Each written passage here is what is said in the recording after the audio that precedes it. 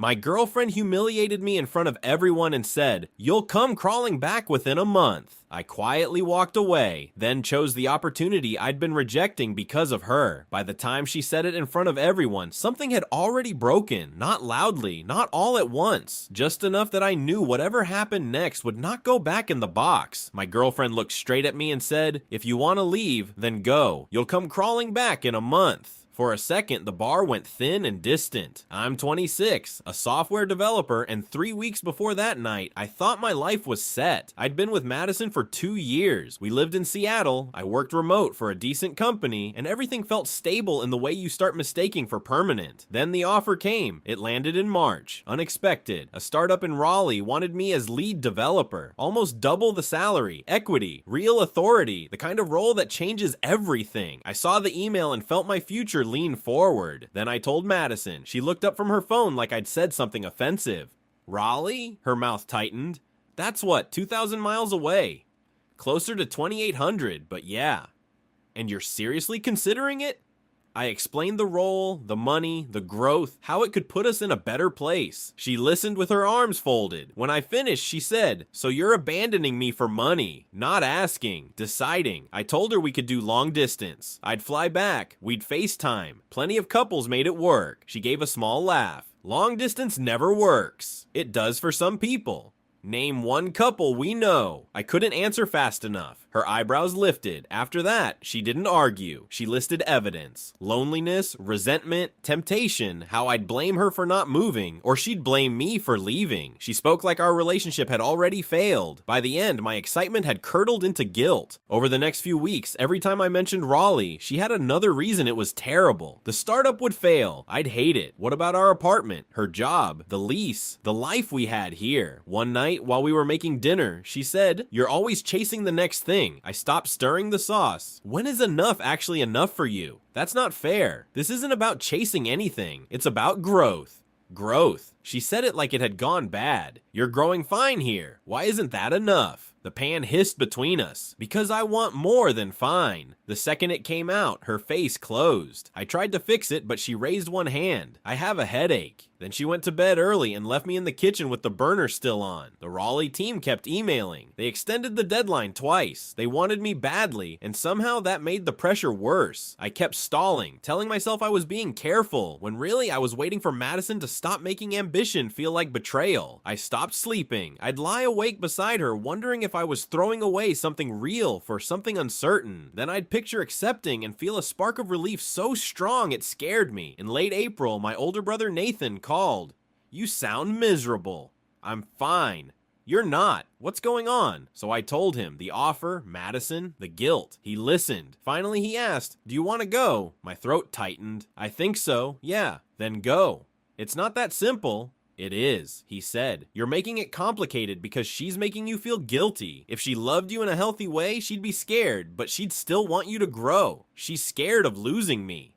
"Then she should be trying to keep you, not shrink you." That sentence stayed with me. Not enough. By May, I convinced myself staying was the mature choice. I drafted the rejection email with my stomach tight. When I told Madison, she softened immediately, kissed me, smiled like the danger had passed.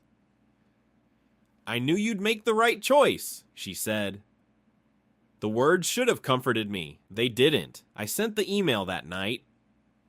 My chest felt hollow, but I told myself that was adulthood. Commitment, sacrifice. 3 days later, we went to Kelsey's birthday at a packed bar in downtown Boise. Music shook the walls, and everyone had to shout to be heard. Madison started with cocktails, then shots with Kelsey. I held one beer and tried not to watch her too closely. By 10, her mood shifted. Her smile thinned. Her answers got shorter. When I asked if she was okay, she said, "Fine," without looking at me. Around 11, I was talking to Kelsey's boyfriend Grant about hiking trails when Madison appeared at my side. Her face was flushed. Her eyes were bright in a way that made my stomach drop. "Can we go?" she asked. Something in her voice had already chosen the ending. I just hadn't caught up yet, and the worst part was, everyone else heard it before I understood it.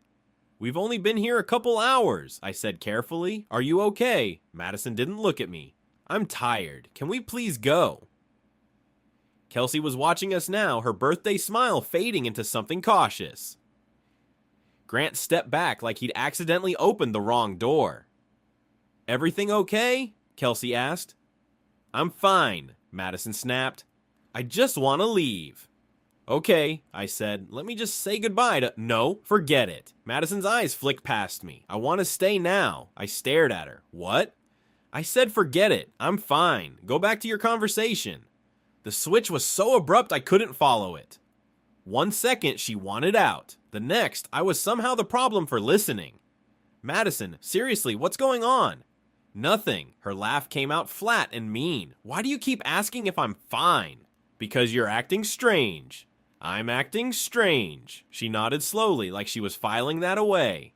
That's rich. I had no idea what she meant. For the next half hour, she barely looked at me. She stayed near Kelsey and 2 other friends, laughing too loud, tipping her glass back whenever there was a silence. When I tried stepping into the group, the conversation softened, then died. Madison gave me a look that made me feel like I'd walked into a room where people had just been talking about me. Then I heard her. Not clearly at first, just my name in that particular tone people use when they know you're close enough to hear. He almost left me for some job, Madison said near the bar, loud enough for the people behind her to glance over. Can you believe that? Like I wasn't worth staying for. My stomach dropped. I walked over before I could talk myself out of it. Madison, that's not fair. She turned toward me, eyes bright and slightly unfocused. What's not fair? You know that's not what happened.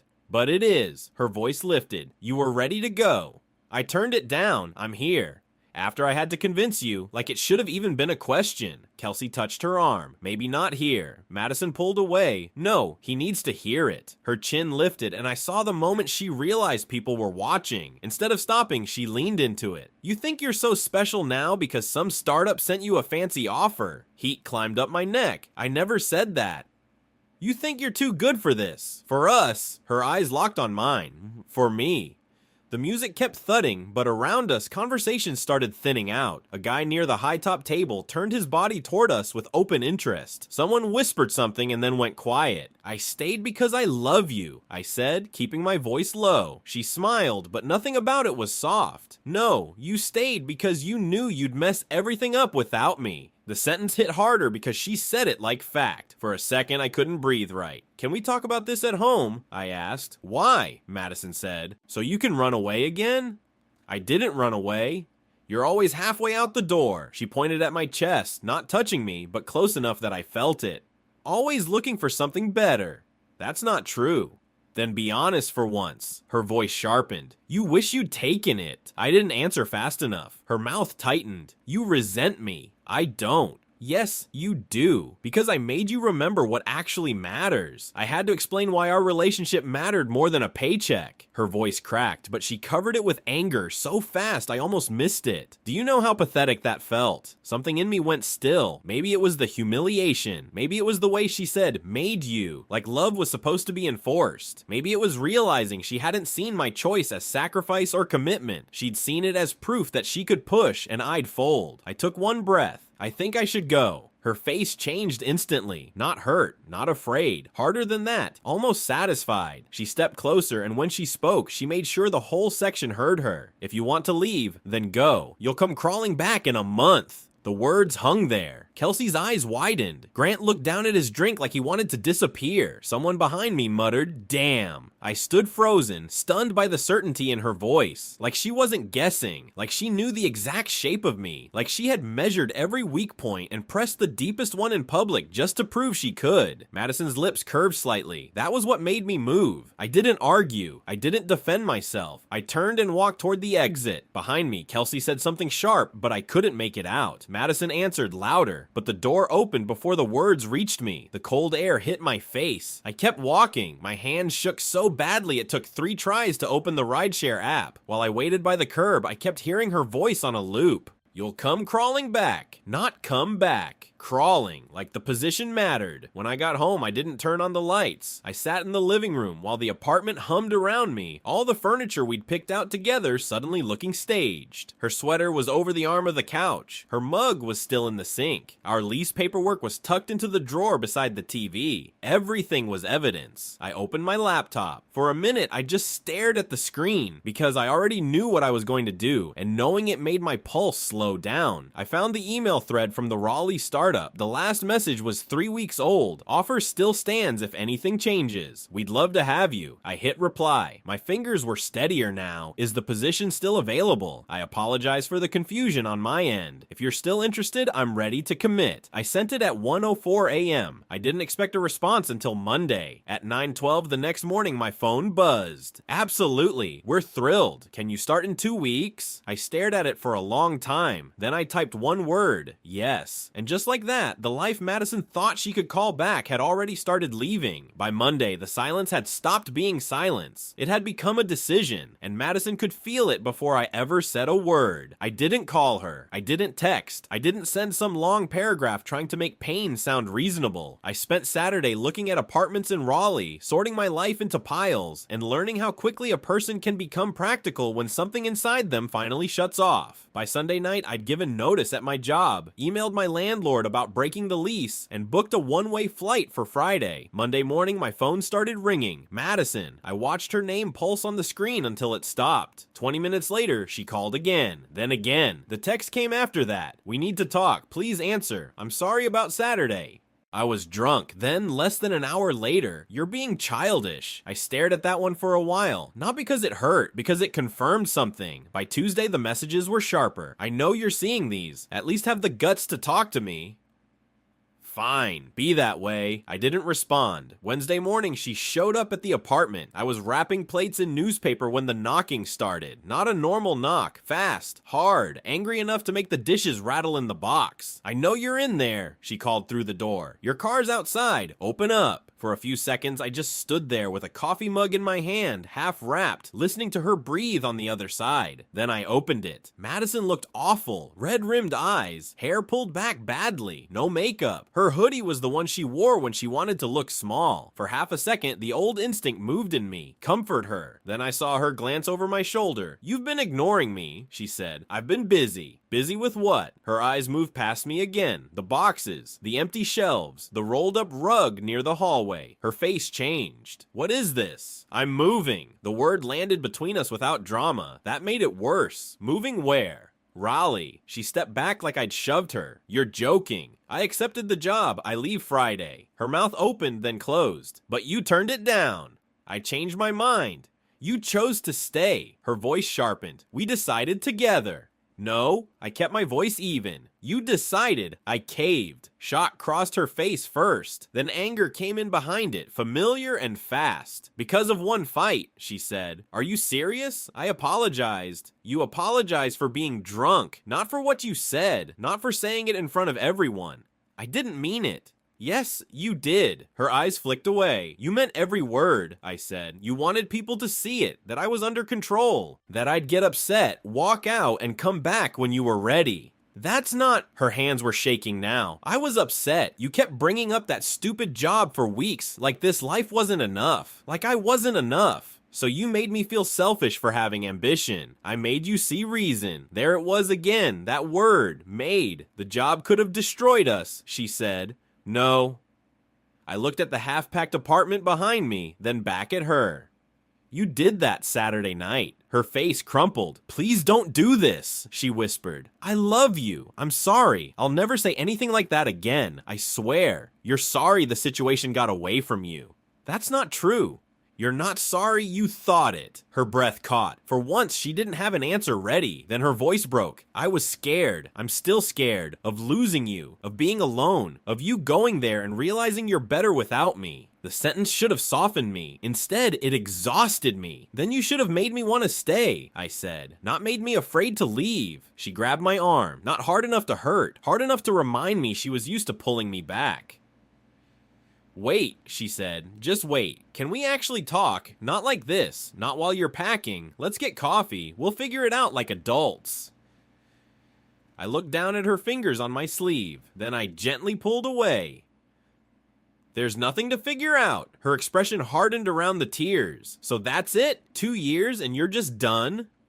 You told me to leave. I didn't think you actually would. The words fell out before she could catch them, and there it was. The truth under the guilt, the crying, the apologies. She thought I'd cool off. She thought I'd come back embarrassed and obedient. She thought comfort had made me weak enough to accept anything as long as she called it love. She had gambled on me not having a spine. She had been wrong. Goodbye, Madison. I started closing the door. She put her foot in the gap. For a moment, neither of us moved. She cried. I waited. The apartment behind me smelled like cardboard and dust and the cheap packing tape I'd been using all morning. Please, she whispered, don't throw away everything we built.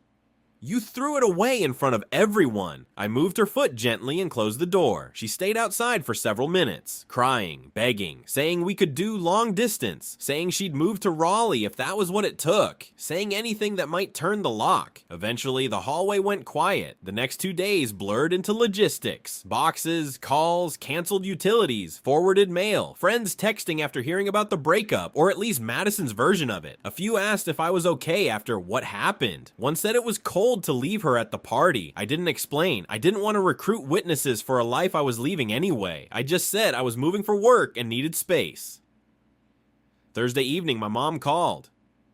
Her voice was careful, too careful. Madison reached out to me. Of course she had. She said you're throwing your life away, my mom said.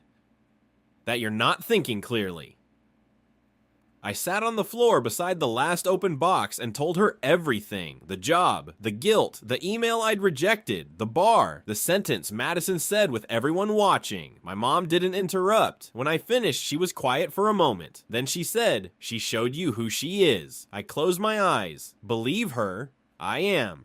Good, she said. I raised you better than to let someone talk to you like that. I flew to Raleigh on Friday. The first week felt unreal. New apartment, new office, new streets, a new city that didn't know me yet, which somehow made it easier to breathe. The strange part wasn't leaving. It was realizing how much quieter my life became afterward. Like I'd spent 2 years bracing for a storm and only noticed once the weather stopped. Everything in Raleigh felt temporary at first. My apartment had that hollow, unlived-in echo, and for the first week I ate takeout on the floor because my furniture hadn't arrived yet. Every sound carried too far. Every room looked unfinished. Even my suitcase sitting open by the wall looked like it was waiting for me to admit I'd made a mistake. But I didn't. I worked long days with the new team, learning the code base, sitting in meetings, pushing myself harder than I probably needed to because some part of me still felt like I had to prove I deserved the door I'd walked through. Still, underneath the exhaustion, there was something else. Lightness. No one was watching my choices for evidence of betrayal. No one was turning my ambition into a character flaw. No one was sighing from the other room until I asked what was wrong, only to be punished for not already knowing. I was just working, walking new streets, figuring out which grocery store I liked, existing without constant commentary. Madison kept trying. At first the texts were angry, then they stretched into paragraphs. Then came the photos. Us at a cabin near Lake Tahoe. Us on a weekend trip to Santa Fe. Us soaked and laughing outside a diner in Milwaukee because it had poured all day, and we'd pretended not to care. She sent voice messages too, crying, apologizing, promising therapy, promising she'd change, promising she understood now. I didn't block her, I also didn't answer. That mattered. I needed the silence to say what another argument would only weaken. This was not a negotiation. It was over. 2 weeks after I left Seattle, Kelsey texted me, "Hey, I know you probably don't want to hear from anyone, but I wanted to apologize for what happened at my party. Madison was completely out of line. Also, she's been telling people you abandoned her without warning and that you were planning to leave all along, which is complete BS. Just wanted you to know some of us see through it. Hope Raleigh is treating you well." I read it twice, then a third time. It was the first time since that night that someone from her world had said the obvious out loud. I thanked her and told her I was doing well. The job was great. I had no regrets. I didn't say how much her message steadied me, how sometimes, when someone spends long enough bending the truth around you, even one straight sentence can feel like air. 3 weeks in, Madison's messages changed. "You're really not coming back, are you? I can't believe you'd throw away everything we had over one stupid night. You're making a huge mistake. Fine, have a nice life." I watched each one come in and felt less every time. Then, on day 24, 6 days before her prediction expired, my phone rang at 11:08 p.m. Madison. I stared at the screen in my dark bedroom, thumb hovering. Against my better judgment, I answered, "What do you want?" For once, she didn't come in swinging. Her voice was small. "I miss you." I closed my eyes. "Madison, no, please, just listen." I said nothing. She took a shaky breath. "I've been thinking about what I said, about how I treated you, and I need you to know something." I waited. "I was scared," she said. "Terrified, actually. I thought if you left, you'd realize you didn't need me, that you'd find something better, someone better." Her breath caught. "So I tried to make you stay by making you think you couldn't survive without me." The room went very still. "I know that was toxic," she whispered. "I know I manipulated you. I know I was wrong." It was the most honest thing she had ever said to me. For a moment, I almost felt sorry for her. Then she kept talking. "But you proved me right." My eyes opened. "You did leave," she said, and there it was. The edge returning. "You did choose something else over me, so maybe I was scared for a reason." Whatever sympathy had started to move in me disappeared. "I chose myself," I said. "That's not what it feels like from here." "Then you're still not listening." She went quiet. "I gave up that job for you," I said. "I was willing to stay. I was willing to build a life with you. But you couldn't just be grateful or scared or honest. You had to make me feel small for wanting more. You had to humiliate me in public to prove I was still under control." Her breathing changed, but she didn't interrupt. "That's why I left. Not because I picked a job over you. Because you made choosing you feel like losing myself." Silence. Then, barely audible, "I'm sorry. I know. So what now?" "Now you move on," I said, "and I do the same. Just like that. Just like that." She made a sound that was almost a laugh, almost a sob. "You really won't come back?" "No." "Not even to talk?" Her voice cracked. "Not even to see if we can fix this?"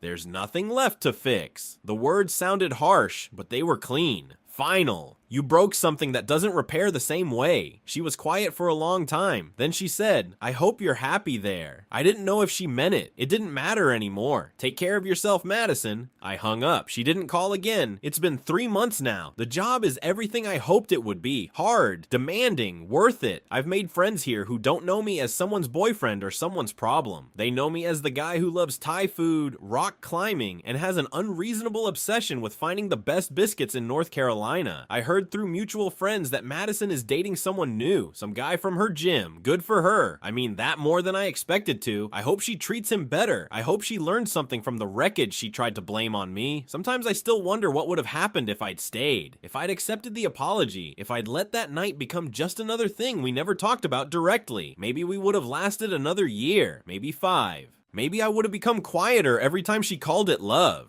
But then I remember the bar, the faces turning toward us, her standing there with that slight smile, certain I would come back because I always had before. She gave me 1 month. I gave her 4 days. Best decision I ever made.